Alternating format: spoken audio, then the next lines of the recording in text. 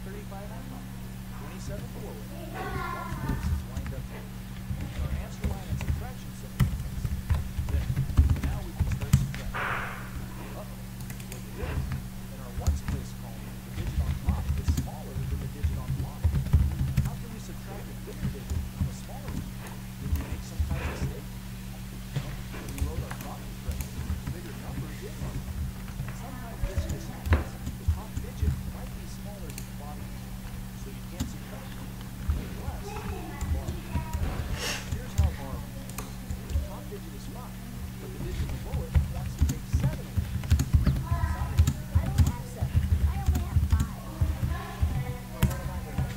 It isn't a bigger number. No, so you can just borrow. Excuse me? I've got a little problem. Do you happen to have something I can borrow? C'est de la merde. C'est vraiment de la merde. De quoi?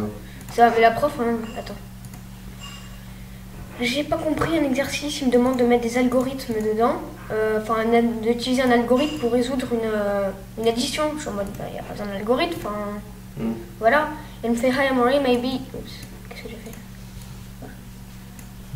Maybe it's the word algorithm that confused you. This means using the columns to add minus. C'est pas ça. To add. Et soustraire. Mais je suis désolée, mais c'est pas ça un algorithme, c'est un enchaînement de mouvements. Non, un algorithme, c'est une formule en mathématiques. Bah moi, les algorithmes avec le Rubik's, c'est pas ça. Enfin bref. Non mais d'accord. Mais... I've uploaded some videos, machin. Donc, super, les vidéos de gamins de 3 ans. Oh là là, je sais pas faire ça. Je suis tellement vieux, et enfin jeune plutôt. Je suis trop nulle. Ah, vous voyez les soustractions là? Ben là, on est addition et soustraction. Ça commence tranquille hein, l'année. Attends, est-ce que j'ai... Il est où le maths? Ah, le maths, ouais. C'est bon. Ah ben, c'est pas ouf, hein. Je veux bien les soustractions parce que je suis nulle à ça, mais... Ouais, mais l'addition... Bonjour, quoi. C'est sûr qu'ils ne m'avaient pas mis en IR5 parce que là... T'as des enfants de 13 ans, 14 ans, c'est ça? Bon, c'est le bon truc. Un algorithme, écoute-moi 2 secondes. Un algorithme, c'est en général, c'est une formule mathématique. Bah oui. Alors, toi, au Rubik's, t'as appris des mouvements, ça correspond en fait, comme une formule. Bah c'est une formule. Voilà. Donc un algorithme, en fait, dans les ordinateurs sont remplis d'algorithmes. Ah oui, bah oui, c'est le codage, quoi. C'est le codage, un algorithme. C'est ce que j'ai envie d'apprendre. But there's a few important differences. The main difference is, with subtraction, the order of the problem matters. With addition, you can switch the order of the numbers you're adding, and you'll still get the same answer. 5 plus 2 equals 7, and 2 plus 5 equals 7. But with subtraction, if you have the problem 5 minus 2, you'll get 3. But you can't switch the problem around. You won't get the same answer if you try to do 2 minus 5 instead. In fact, you'll probably get confused because you'll be trying to subtract a bigger number from a smaller one. With multi-digit subtraction, it's important to remember that order matters, especially when you're rewriting your problem. Often you'll be given a problem like this, 38 minus 25, and you'll have to rewrite it with the numbers stacked up like we did with addition. But you have to make sure that the first number, the one you're taking from, goes on top, and the number you're taking away is on the bottom. Another hint is that the bigger number should always be on top. Okay, let's go ahead and try this problem. We've got 38 on top and 25 below it, and the ones places are lined up just like they should be. Now we draw our line so our answer can go below it, and we write a minus sign over here on the left to show that we're subtracting. Now we can start getting our answer, and just like with addition, we always start with the ones place column. Here we subtract the bottom number from the top. 8 minus 5 equals 3, so the 3 goes in the ones place of our answer. Now we move to the next place column to the left, the tens place. There we have 3 minus 2, which is 1. There, we just subtracted 25 from 38 and found out that the difference is 13. Alright, let's see another example. 135 minus 27. Aha! This is where multi-digit subtraction can get a little tricky. Let's rewrite our problem. 135 on top, 27 below it, with the ones places lined up neat. and our answer line and subtraction symbol in place. There. Now we can start subtracting. Uh-oh, look at this. In our ones place column, the digit on top is smaller than the digit on the bottom.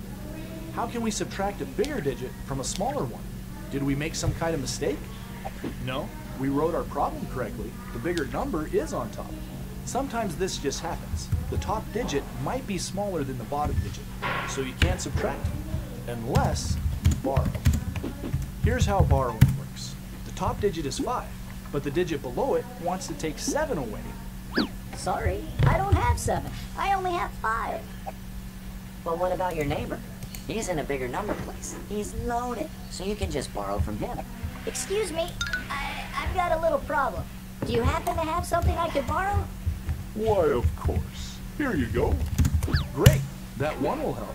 But if you just add 1 to 5, you'd get 6.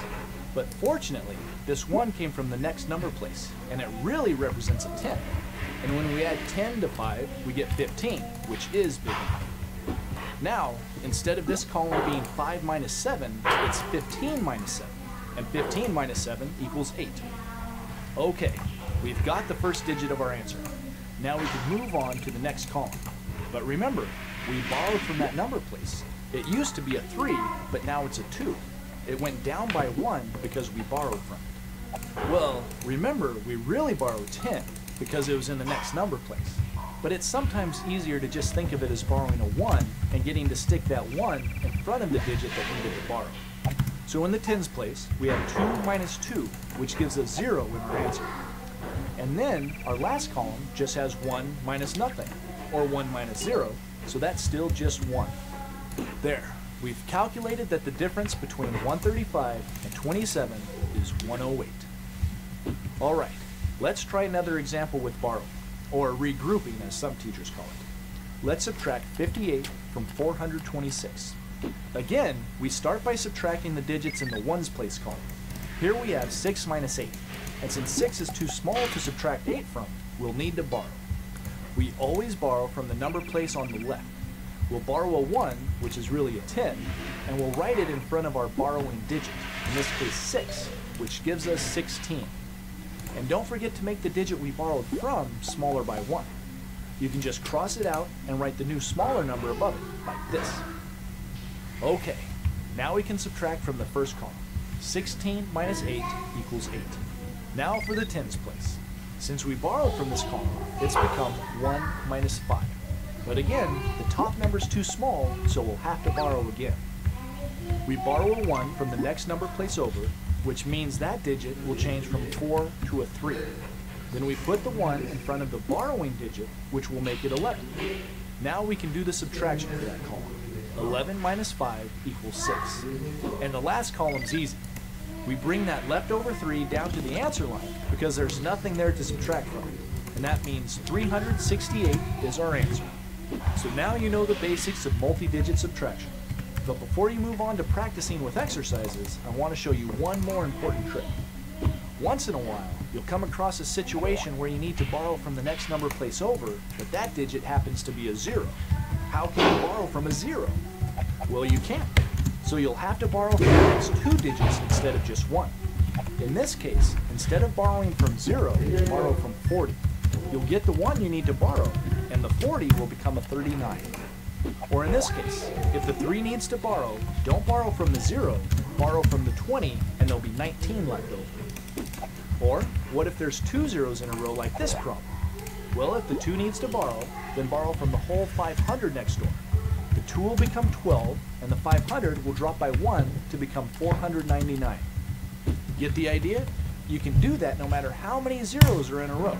Just keep including the next digit to the left until you get a number you can really borrow from. Okay, that wraps up this lesson. Hopefully you have a better idea of how multi-digit subtraction works.